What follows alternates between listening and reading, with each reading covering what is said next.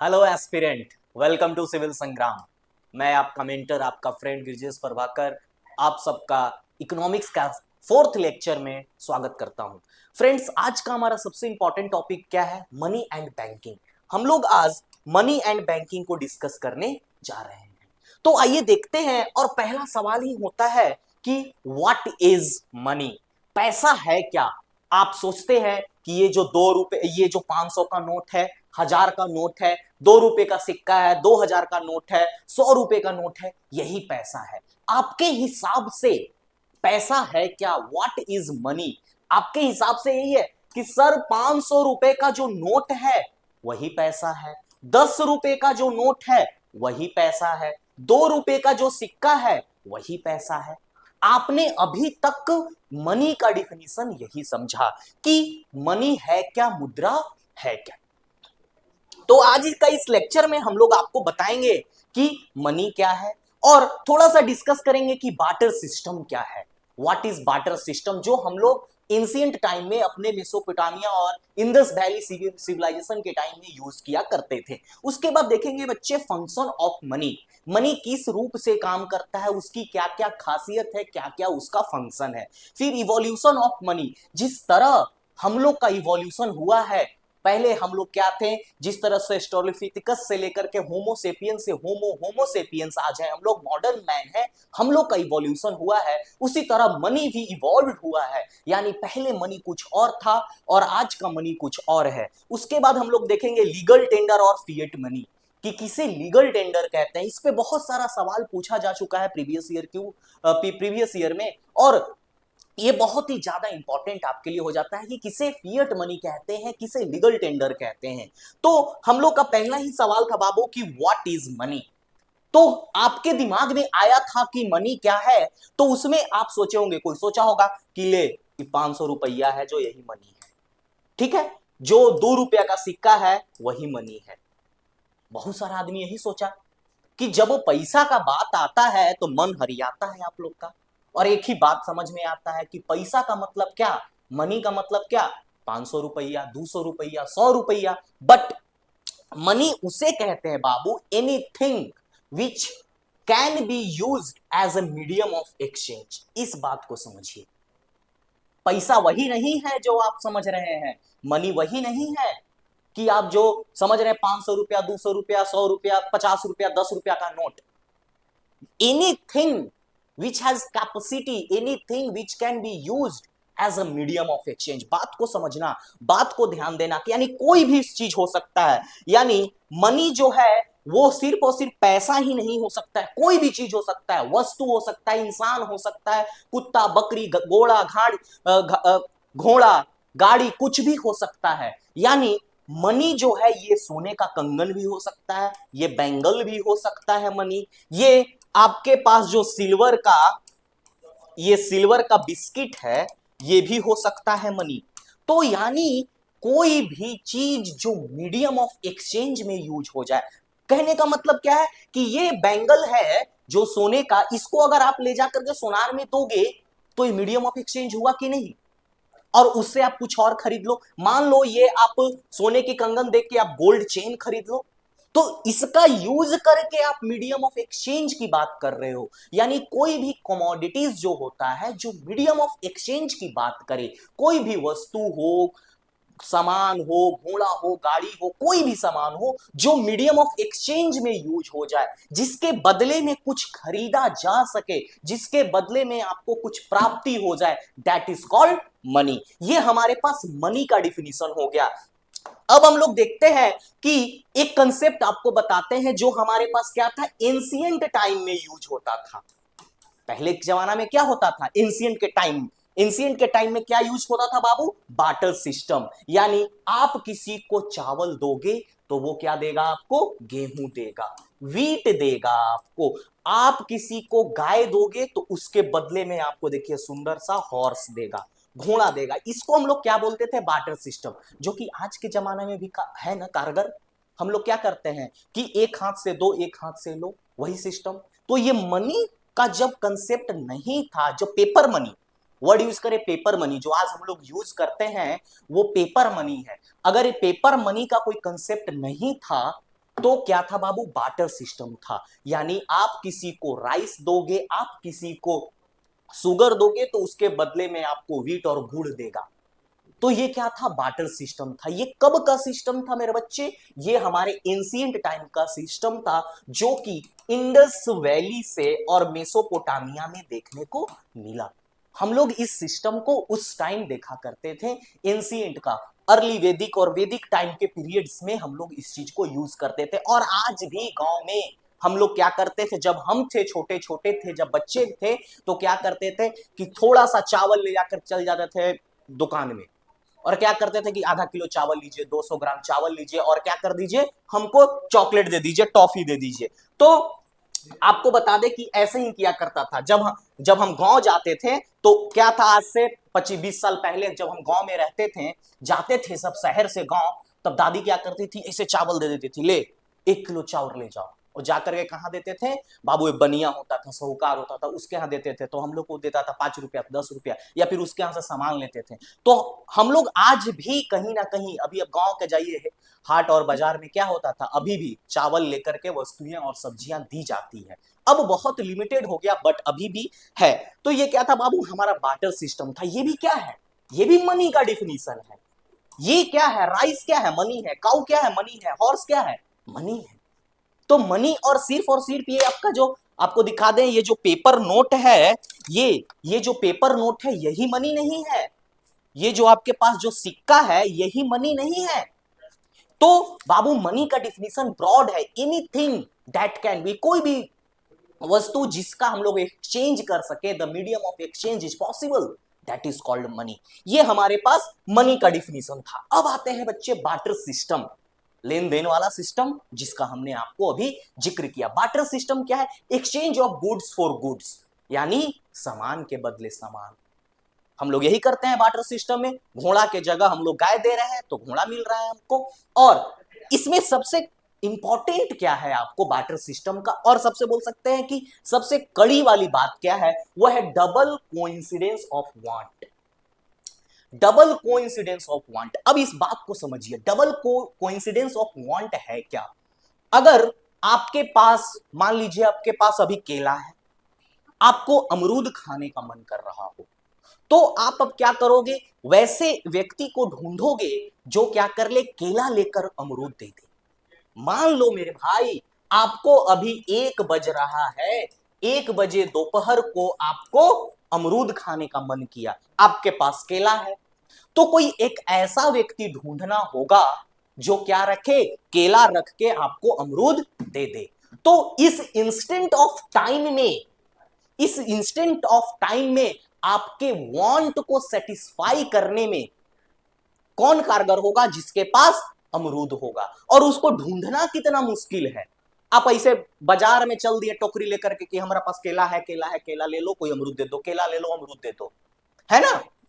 तो ये बहुत क्या है, कोइंसिडेंस ऑफ, उसी वक्त क्या होना चाहिए, कोई अमरूद वाला आपको उसको केला खाने का मन करना चाहिए, तब जाकर के वो आपको केला अमरूद देगा और आप उसको केला दे देंगे।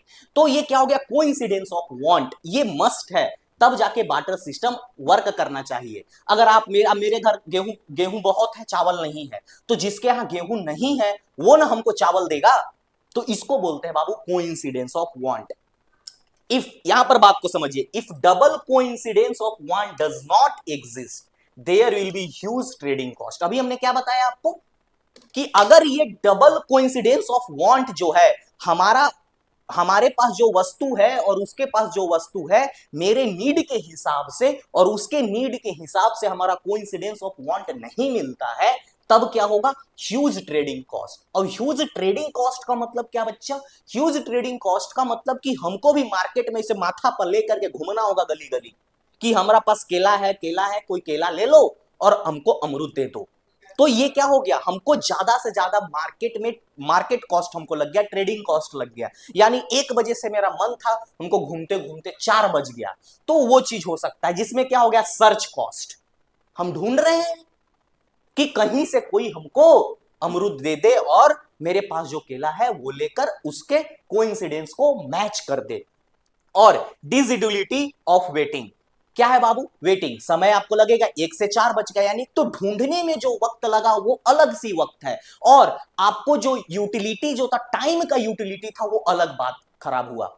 तो यानी उस वक्त आप कुछ काम करते, यानी डिस यूटिलिटी ऑफ वेटिंग, उस वक्त आपको कोई काम करने को बनता, but you have wandering in the search of a man or a woman which he or she has a same desire, alternating she had a guava and you have a banana with you। तो ये क्या हो गया बाबू? ये सिर्फ और सिर्फ coincidence पे काम करता है बार्टर सिस्टम, यानी उसकी जरूरत और आपकी जरूरत का कोइंसिडेंस मिलना बहुत जरूरी है। ये हो गया बार्टर सिस्टम की बात, और इसकी इंपैक्ट को भी देख लिया। अब हम लोग देखते हैं लिमिटेशन ऑफ बार्टर सिस्टम। यानी बार्टर सिस्टम जब चल रहा था एंशिएंट टाइम में तो बढ़िया बात था, कोई दिक्कत नहीं था, नो पैसा, नो झंझट, नो सिक्का, 2 रुपए का सिक्का का टेंशन नहीं है, 500 रुपए का नोट का टेंशन नहीं है। तो इसे क्यों हटाया गया? ठीक तो चल रहा था काम, तो व्हाट इज द नीड कि इसको हटाया गया? तो पहला बात, lack of common unit of value.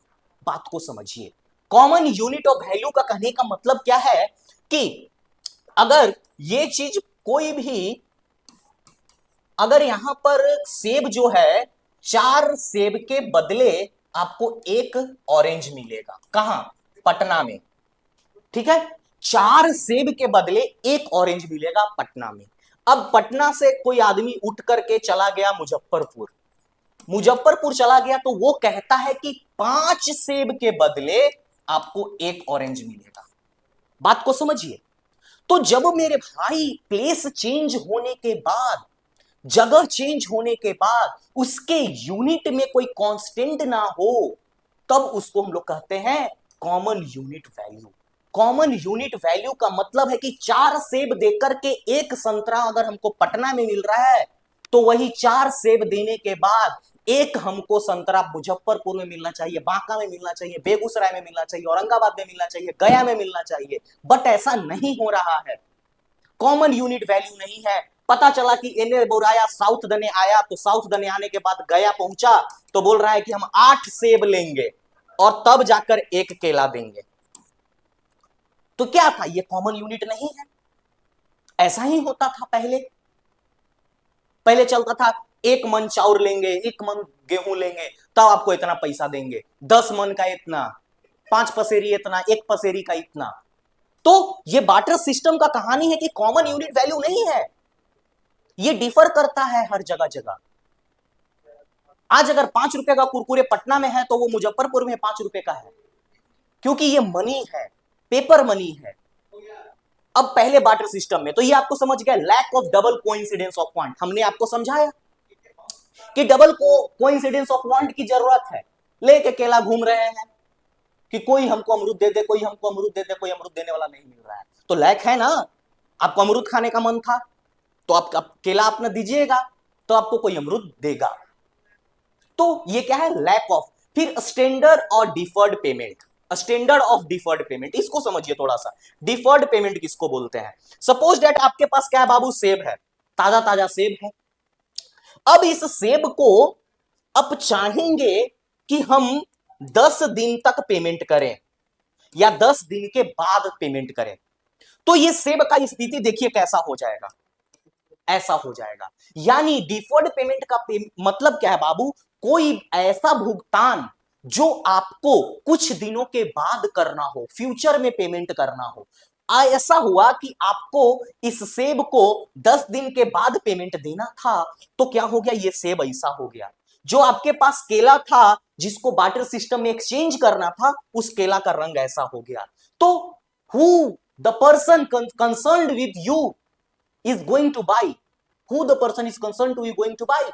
कौन सा ऐसा व्यक्ति होगा जो आपसे ऐसा सड़ा हुआ एप्पल और सड़ा हुआ बनाना कर देगा? It means that there is a lack of deferred payment. यानी बार्टर सिस्टम में जो पेमेंट की भुगतान आपको भविष्य में करना है, उस वैसी पेमेंट की भुगतान आप नहीं कर सकते हैं। जो पेमेंट को आपको लोन में चुकता करना है, वैसे आप नहीं कर सकते हैं। एक एग्जांपल आपको और देते हैं कि किसी व्यक्ति से आप दूध दे करके दूध देने के बाद आप उससे ये एक्सचेंज कर रहे हो, कोई भी मान लो दही एक्सचेंज कर रहे हो, कुछ भी कर रहे हो, तो दूध को आपको सेम डे करना होगा, सेम डे उसके साथ एक्सचेंज करना होगा, नहीं तो दूध फट के क्या हो जाएगा, सीत रहो बैठ के दूध को फिर। तो यानी इस दूध को आपको सेम डे करना होगा, नहीं तो इट विल बी पेरिसेबल। इसके लिए एक वर्ड हम लोग यूज करते हैं, वो क्या यूज करते हैं, पेरिसेबल आइटम्स। पेरिसेबल आइटम बोलते हैं बाबू जो व्यक्ति क्या है 1 से 2 दिन में नष्ट हो जाए और उसकी जो न्यूट्रिशियन वैल्यू है, न्यूट्रिटिव वैल्यू है, वो डिक्रीज होने लगे, वो सब पेरिसेबल आइटम है। तो ये सब पेरिसेबल आइटम है, इनको हम लोग स्टोर नहीं कर सकते हैं। और नेक्स्ट क्या है, lack of store of value. इसका वैल्यू क्या है, स्टोर हम लोग नहीं कर सकते हैं। हम लोग नहीं 1 महीना तक सेब को स्टोर करके रख सकते हैं, जो कि हमने बात किया डेफर्ड पेमेंट के लिए, हम लोग इसके वैल्यू को स्टोर नहीं कर सकते हैं। we are so much compelled to sell it in the market in urgent day. It is not possible to store its value for a long period of time. बात क्लियर है। अब हम लोग आगे बढ़ते हैं और हम लोग देखते हैं function of money. What does money do and what does the money do, money करता क्या है, उसके फंक्शन क्या है। तो मनी के 2 फंक्शन है। फर्स्ट क्या है बाबू, प्राइमरी फंक्शन, जो कि हम लोग सबको पता है कि प्राइमरी फंक्शन में क्या आता है, और सेकेंडरी फंक्शन। प्राइमरी फंक्शन क्या है मेरे बच्चे, प्राइमरी फंक्शन होता है कॉमन यूनिट ऑफ वैल्यू। ऐसा ना है कि आपके पास जो 500 रुपए का नोट है उसका वैल्यू कुछ और है, और हमारे पास जो 500 रुपए का नोट का है उसका वैल्यू कुछ और है, यानी ऐसा नहीं होता है। यानी कॉमन यूनिट ऑफ वैल्यू, ये क्या था, बार्टर सिस्टम के साथ ऐसा नहीं था। बार्टर सिस्टम में क्या था, आज मुजफ्फरपुर में 5 सेब लेकर के 1 केला दे रहा है, तो वहीं पटना में क्या है 4 सेब लेकर के 1 केला दे रहा था। कॉमन यूनिट ऑफ वैल्यू नहीं था। बट मनी के साथ क्या है बाबू, कॉमन यूनिट ऑफ वैल्यू। किसके साथ, पेपर मनी के साथ। वो भी तो सर मनी है, हाँ वो मनी है, बट वो मनी सिस्टम का एक बार्टर सिस्टम है, बट ये क्या है, पेपर मनी है। मीडियम ऑफ एक्सचेंज, ये क्या है बाबू, मीडियम ऑफ एक्सचेंज, आप पैसा देकर के सामान खरीद सकते हो। और सेकेंडरी इसी का, ये इसका प्राइमरी फंक्शन है। पहला, अगर मेरे पास 500 रुपए है तो क्या हम समझेंगे कि 500 रुपए का 500 रुपए का वैल्यू होगा। दूसरा, ये 500 रुपया देंगे तो हम 499 में नेटफ्लिक्स का रिचार्ज करेंगे। ये क्या हो गया बाबू, मीडियम ऑफ एक्सचेंज। 499 500 का हम एक टी शर्ट खरीद सकते हैं, ये हमारा मीडियम ऑफ एक्सचेंज की बात हो गई। नेक्स्ट हम लोग देखते हैं स्टैंडर्ड डिफर्ड पेमेंट। कर सकते हैं ना, अगर मेरे पास आज 500 रुपए का नोट है तो उसको हम 50-50 रुपए करके 10 बार हम किसी को दे सकते हैं, खराब नहीं होने जा रहा है। बट पता चला कि आपके पास क्या है, 10 किलो अमरूद है, 10 किलो सेव है, अब 50-50 किलो का 5-5 किलो करके आप दीजिए, 2 बार में 1-1 किलो करके दीजिए, 10 बार में 10 दिन तक सेब खराब हो जाएगा, संतरा खराब हो जाएगा। तो डिफर्ड पेमेंट को आप नहीं कर सकते हो। दूसरा क्या है बाबू, स्टोर ऑफ वैल्यू। 500 रुपया का रख दो लॉकर में, 500 रुपया का वैल्यू 500 ही रहेगा। 5 किलो संतरा का रख दो लॉकर में 1 साल के लिए, कुछ ना मिलेगा, सब सड़ गल जाएगा। तो क्या है, इसका स्टोर ऑफ वैल्यू है। चलिए ये बात आपको समझ में आ गया। दूसरा आते हैं बाबू, यही बात हम आपको समझा रहे थे, इवोल्यूशन ऑफ मनी। पहले क्या था, अपने आप को देखे हम लोग, पहले क्या थे हम लोग, एस्ट्रोलोफिथिकस, फिर हम लोगों को थोड़ा सा इमरजेंस हुआ, हम लोग भी इसी तरह के हम लोग आगे बढ़े हैं। आज हम लोग क्या है, मॉडर्न मैन है। आज हम लोग मॉडर्न मैन है, होमो सेपियंस है हम लोग, ठीक है। तो हम लोग का भी क्या हुआ बाबू, हम लोग का भी धीरे धीरे धीरे धीरे इवोल्यूशन हुआ है। हम लोग क्या थे, पहले हम लोग ऐसे थे, ठीक है, फिर धीरे ऐसे हुए, ऐसे हुए, ऐसे हुए, ऐसे हुए, फिर जाकर के सीधा खड़ा हुए, हम लोग अपराइट स्ट्रेट हो गए। वो हम लोग पढ़ते हैं, हम लोग वो एंथ्रोपोलॉजी और सोशियोलॉजी का कुछ फंक्शन कुछ चैप्टर्स है, उसमें हम लोग देखते हैं कि कैसे evolution of man, emergence of man from ancient to modern, किस तरह से नेचुरल सिलेक्शन का डिमांड हुआ कि हम लोग टेढ़ा से सीधा होते चले गए। तो उसी तरह पहले क्या था बाबू, हमने आपको बताया कॉमोडिटी ऑफ मनी। कॉमोडिटी का मनी था जिसमें क्या क्या हमने बताया आपको, बार्टर सिस्टम, जिसमें हम लोगों ने आपको बताया बार्टर के बारे में।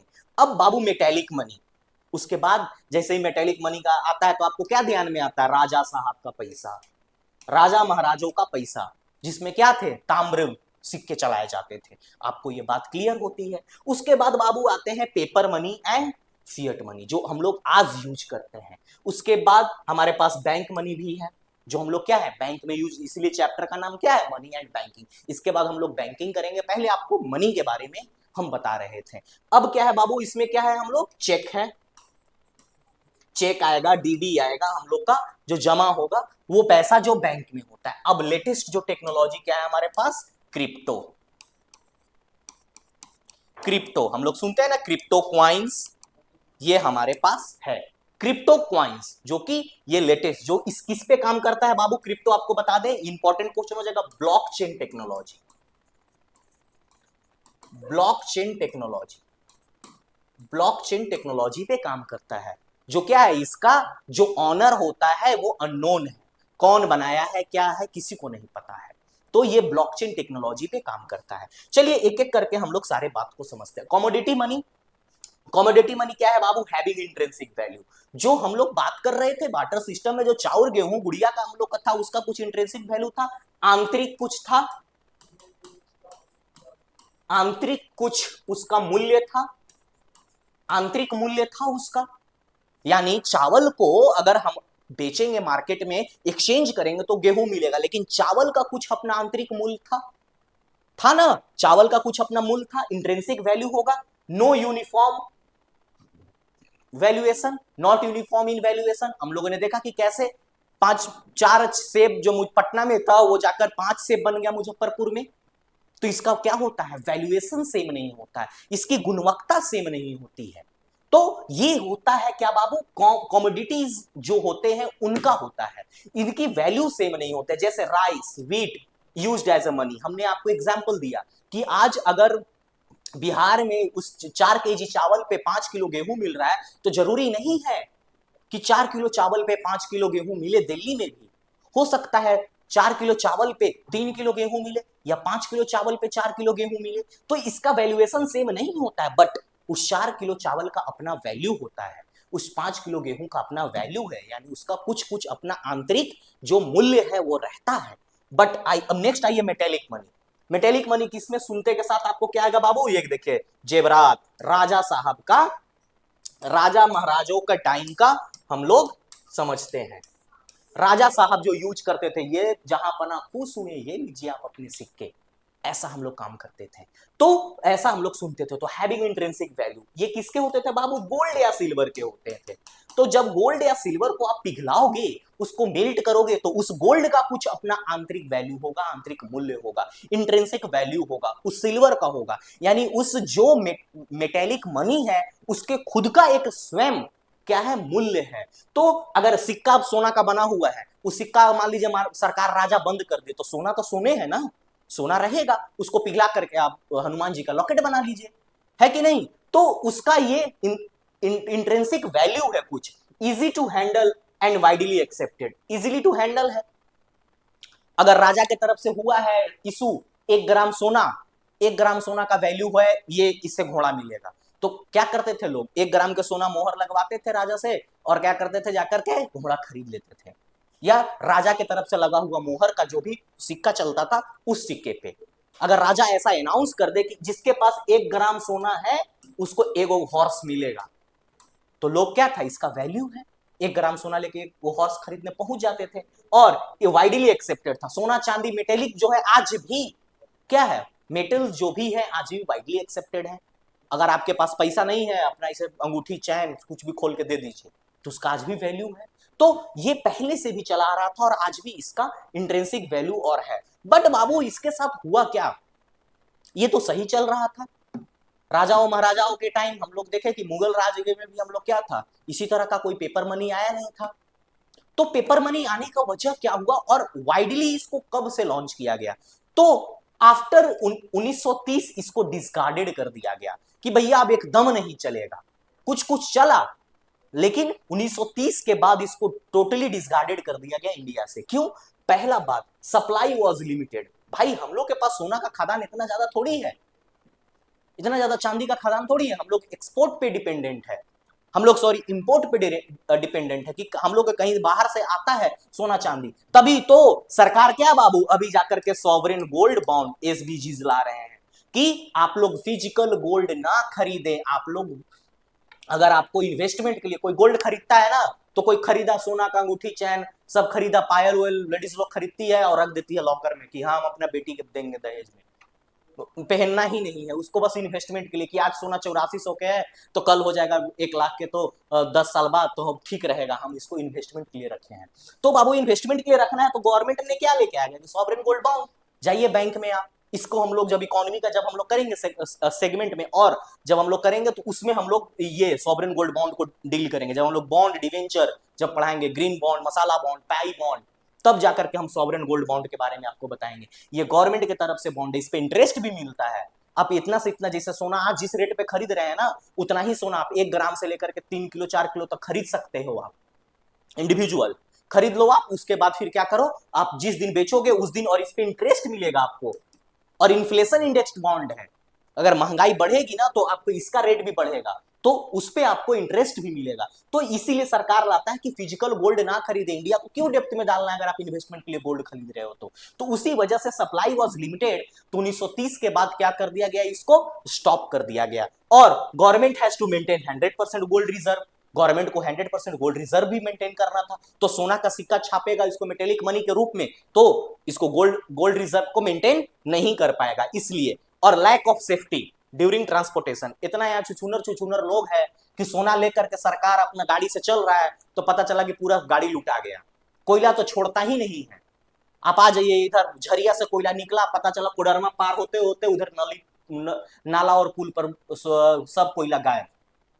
कोयला निकला कि यहाँ से झारखंड से कोयला निकला बंगाल के लिए, यहाँ कोडरमा पार होते होते यहीं पर सब कोयला लूटा जाता था। तो कोयला तो छोड़ ही नहीं रहा था लोग, अब ये सोना छोड़ देता जब सरकार अगर इसे ट्रांसपोर्ट करेगा तो इस तरह का मेंटेलिटी है लोगों का यहाँ। तो इसको मद्देनजर रखते हुए, सेफ्टी को मद्देनजर रखते हुए भी इस कार्य को किया गया। और difficulty in handling in large transaction, अब पता चला कि रसिया से हम लोग खरीद रहे हैं F-29 missile fighter jet plane, अब उसको सोना में हम पैसा देते हैं, हैंडलिंग था दिक्कत।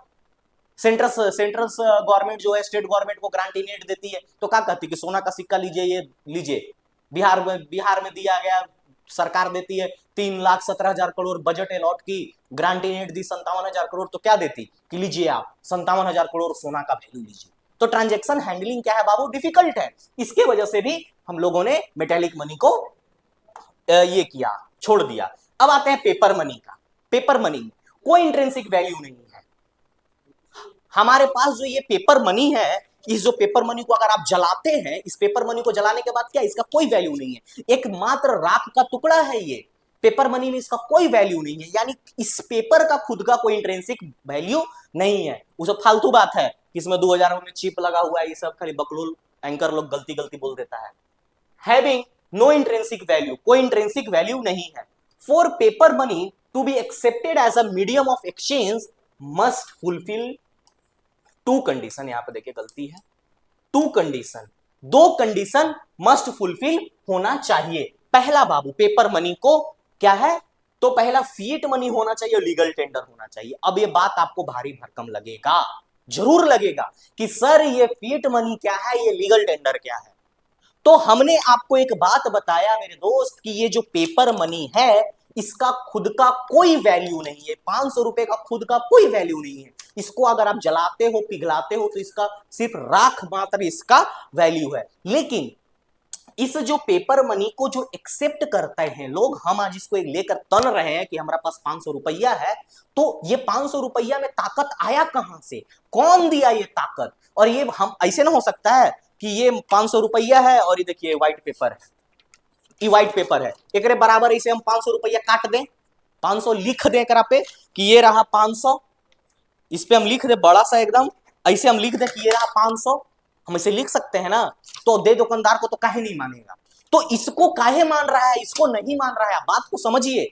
तो क्या है बाबू, इस पेपर मनी को इस पेपर को मनी साबित करने में दो कंडीशन होना चाहिए। पहला कंडीशन क्या होगा, फिएट मनी होना चाहिए, और दूसरा लीगल टेंडर होना चाहिए। तो आपको ये बात समझने को आना चाहिए कि व्हाट इज फिएट मनी, ये फिएट मनी है क्या। तो आपको बताते हैं कि फिएट मनी होने का क्या कारण होता है, सॉरी क्या क्या कंडीशन होता है। एनी फॉर्म ऑफ करेंसी, ऐसा कोई भी कागज का टुकड़ा, इधर फिजिकल और डिजिटल। अभी हम लोग देखते हैं ना कि ई रूपी जो डिजिटल प्लेटफॉर्म सरकार के द्वारा आया गया, तो वो डिजिटल हो गया और ये फिजिकल। तो यानी कोई भी कागज का टुकड़ा या डिजिटली लॉन्च्ड बाय गवर्नमेंट जो भी ई रूपी होंगे ऐसा इशूड बाय द गवर्नमेंट। पहला बात, यानी ऐसा कोई भी कागज के टुकड़े को क्या करेंगे, गवर्नमेंट के थ्रू इशू होना चाहिए, सरकार इशू करेंगे। इसे आप 500 रुपया नहीं लिख सकते कागज पे, it must be issued by government. और दूसरा बात, should have a legal banking, ये बात को ध्यान दीजिए। लीगल बैकिंग का मतलब कि कोई उसके पीछे होना चाहिए जिम्मेदारी लेने वाला। तो इसके पीछे कौन है बाबू, जब इस 500 रुपए टुकड़े नोट का हम बात कर रहे हैं तो इसके पीछे कौन है, सेंट्रल गवर्नमेंट है, इसके पीछे आरबीआई है।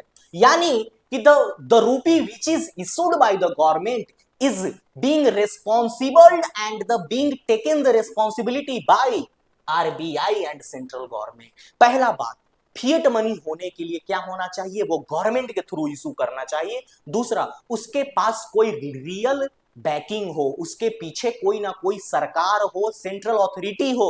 रियल बैकिंग हो सकता है चाहे तो किंग का हो, क्वीन का हो, मोनार्च जिसको बोलते हैं हम लोग, या फिर गवर्नमेंट का हो।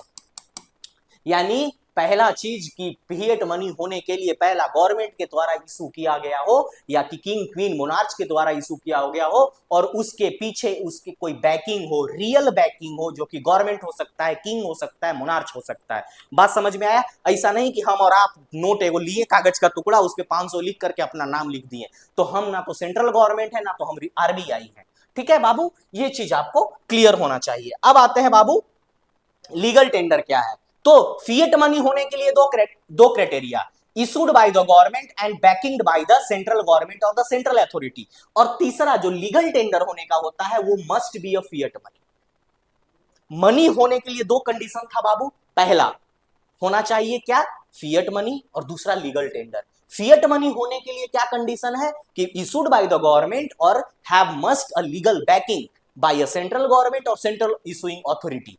ठीक है। तीसरा बात जो है, लीगल टेंडर होने के लिए पहले खुद उसको फिएट मनी होना चाहिए, यानी उसको दो परीक्षा से खुद गुजरना है लीगल टेंडर होने के लिए। उसके बाद it has a legal power to discharge debt. ऐसा नहीं है कि सरकार कोई नोट इशू कर दिया है और उस पे वो अपना अथॉरिटी देता ही ना हो, अपना वो प्रॉमिस नहीं देता हो, तो वो कर्ज किसी का कैसे उतारेगा। उसमें लिखता है, आप किसी नोट को उठाइए, अगर हमारे पास यहाँ पर नोट है तो यहाँ पर देखिए लिखा हुआ है, क्या लिखा हुआ है, हम थोड़ा धीरे से पढ़ के आपको सुना दे रहे हैं। देखिए हिंदी में लिखा हुआ है कि मैं धारक को 500 रुपए अदा करने का वचन देता हूं और I promise to pay the bearer the sum of 500 rupee. आपके पास नोट हो 10 का, 20 का, 50 का, यहां पे ये लिखा हुआ रहता है। और यहां पर किनका साइन होता है बाबू, गवर्नर का साइन होता है। आप लोग कमेंट में बताएंगे कि कौन अभी हमारे गवर्नर हैं, भारत के करंट गवर्नर कौन है। तो यहां पर क्या है बाबू, यहां पर ये प्रॉमिस कर रहा है, मैं धारक को जो ये पैसा पकड़ेगा उसको क्या करता हूं, 500 रुपए देने का वचन करता हूं। It has a power to discharge debt. यानी अगर किसी के पास 500 का उधारी है तो उसके हाथ में धरा दीजिए कि ये ले भैया तेरा पास 500 उधारी है, तो बोलेगा 500 रुपया लेके हम करेंगे का, तो बोले देख एक पर लिखल है, देख रहे बकलोल, इस पे राज गवर्नर, गवर्नर का सिग्नेचर है, कह रहा है गवर्नर कि पढ़ाओ ओकरा कि मैं धारक को 500 रुपए अदा करने का वचन देता हूं, तो लो इसको, तुम्हारे ऊपर 500 रुपए का कर्जा था मगर चुकता हुआ। तो इसको बोलते हैं बाबू लीगल टेंडर, जिसमें क्या हो कि वो धारक को वचन दे, वो जो पैसा पकड़ा है उसके पास आश्वासन हो कि मेरे कर्ज का चुकतारा होगा। And parties to the transaction can not deny the legal tender money. अब पार्टीज कौन है बाबू, हम हुए और जिसके पास उधार था वो हुआ। दोनों पार्टीज एक दूसरे को डिनाई नहीं कर सकते हैं कि ये 500 रुपया नहीं लेंगे। क्यों? क्योंकि इसमें लिखा हुआ है कि आरबीआई और the governor is promising you, आपसे वादा कर रहे हैं कि आपका ये पैसा को कर्ज चुकाने में हेल्प करेगा, ये आपको कर्ज चुका रहा है। तो इसीलिए दोनों पार्टी को ट्रांजैक्शन का डिनाई नहीं कर सकता। ये देखिए 1 रुपए का नोट, यहां पर एक एडिशनल फैक्ट है आपके लिए, 1 रुपए का नोट कौन करता है इशू बाबू, तो याद रखिएगा फाइनेंस सेक्रेटरी, फाइनेंस सेक आप लोग शॉर्ट में लिखेंगे। 1 रुपए का नोट फाइनेंस सेक्रेटरी इशू करते हैं और बाकी नोट गवर्नर का सिग्नेचर से आरबीआई इशू करता है। ठीक है ना। तो ये एक अलग था बाबू कि हु इशूज द 1 रुपया नोट, 1 रुपया note is issued by finance, यहां पर देखिएगा finance secretary, department of India finance secretary signature, 1 रुपए का नोट पे ऐसा सिग्नेचर होता है। अब आते हैं देखते हैं बाबू लीगल टेंडर मनी जो होता है। अब लीगल टेंडर हो चुका है। पहला बात, मनी को होने के लिए क्या होना चाहिए, फिएट मनी होना चाहिए। दूसरा क्या होना चाहिए, लीगल टेंडर होना चाहिए। दोनों चीज है। तो ये जो लिमिटेड, अब क्या है लीगल टेंडर, एक तो लिमिटेड हो सकता है, दूसरा अनलिमिटेड हो सकता है।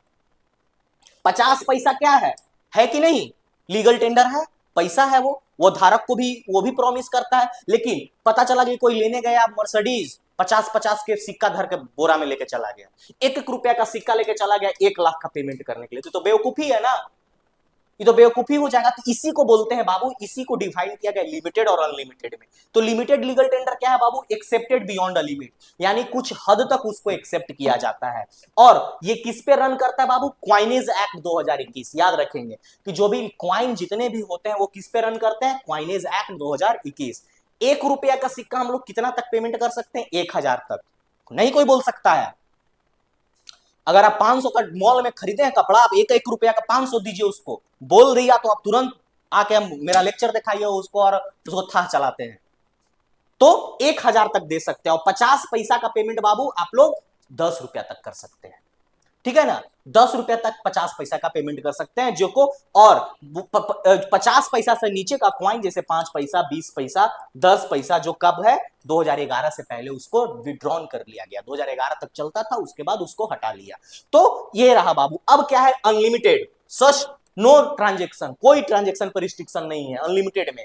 आरबीआई एक्ट 1934 का सेक्शन 26 कहता है every bank note is a legal tender, ठीक है ना। आरबीआई का जो सेक्शन 36 है वो कहता है, आरबीआई 1934 का जो आरबीआई का अधिनियम है उसमें सेक्शन 26 कहता है कि every bank issued by RBI is a legal tender. अंततः उसे गवर्नमेंट ने नहीं हटाया। तुम चिल्लाने मत लगना है करके कि सर 2000 रुपया भी तो आरबीआई है, ये भी तो क्या है, फिएट मनी है, ये भी क्या है, बट ये लीगल टेंडर नहीं रहा ना। बात को समझिए, ये फिएट मनी है कि नहीं है 2000 का नोट, फिएट मनी अभी भी है क्योंकि issued by the government, issued by the government and it has a real banking which is RBI, but ये लीगल टेंडर नहीं है। जब दोनों क्राइटेरिया होना चाहिए मार्केट में चलने के लिए, अब एक क्राइटेरिया फेल हो गया इसका लीगल टेंडर, तक कैसे लीगल टेंडर नहीं है। लीगल टेंडर में हम क्या बताए थे आपको, यहां पर देखिए लीगल टेंडर में क्या, it has power to discharge debt. अब 2000 नोट का औकात है क्या डिस्चार्ज करने का डेट में। सरकार ने क्या किया है, transaction can not deny by, क्या था, म्यूचुअल ट्रांजेक्शन डिनाई हो जाएगा ना, यहाँ क्या था, कैन नॉट डिनाई, डिनाई नहीं करना चाहिए लीगल टेंडर में, यहाँ तो कर जाएगा ना। तुम दोगे हमको 2000 का नोट फी में, हम कहां बोलेंगे ना लेंगे, डिनाई कर दिए ना हम, तो यहाँ डिनाई कर दिए। और दूसरा बात, डिस्चार्ज डेप्ट का कैपेसिटी भी नहीं है उसमें, तो ये दोनों पॉइंट तो हुआ नहीं। एक पॉइंट होने की वजह से क्या ये फिट लीगल टेंडर होगा, नहीं होगा। तो 2000 का नोट जो है मेरे बच्चे वो क्या है, फिएट मनी है बट लीगल टेंडर नहीं है। अब आते हैं सेटिंग द डेप्ट ऑफ लेंडर कांट रिफ्यूज, और अनलिमिटेड लीगल टेंडर में रिफ्यूज नहीं कर सकता है कौन, लेंडर, जो उधार लेने वाला है। तो आपको ये बात हम बताएं। अब आइए आपको थोड़ा सा हम यहां पर संक्षेप दे दें, जो ये कंसेप्ट था हमारा कि सर 2000 का नोट जो है और पुराना 500 का नोट जो है, पुराना 500 नोट और 2000 का नोट ये क्या है, ये मार्केट में लीगल टेंडर है या फिएट मनी है।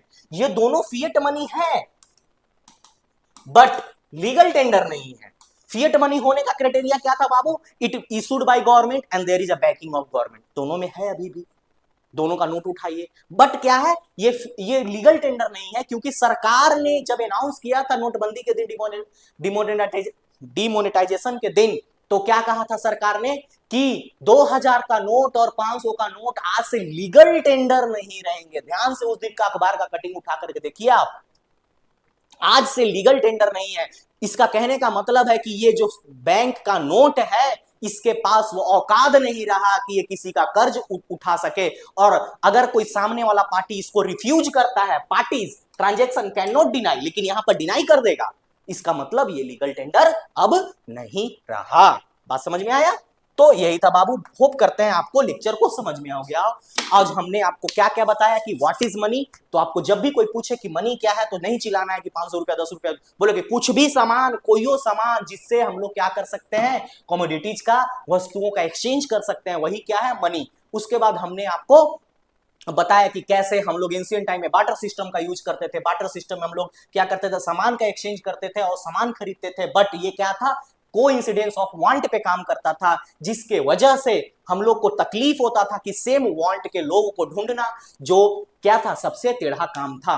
फिर हम लोगों ने आपको बताया कि what is legal tender, what is fiat money. तो ये सब चीजें आप लोग को समझ में आ गया होगा, और समझ में अच्छे से आया हो तो you have to comment your queries in a comment box, और आपको बताना होगा कि अभी हमारे पास करंट में गवर्नर कौन है। इस उम्मीद के साथ आपको यहाँ पे छोड़ रहे हो कि आपका पीटी प्लस मेंस बहुत अच्छा से तैयारी चल रहा होगा, मेंस अच्छे से लिख रहे हो। कहीं भी दिक्कत हो हम लोग को डायरेक्ट कांटेक्ट करें हमारे ये अपने टेलीग्राम चैनल पे, या फिर डायरेक्ट कांटेक्ट कर सकते हैं इस पे व्हाट्सअप, आप भी टेलीग्राम या फिर कॉलिंग करके आप इससे कांटेक्ट कर सकते हैं। एंड द लास्ट जो हमेशा हम बोलते हैं, keep smiling and be healthy and study hard. Thank you.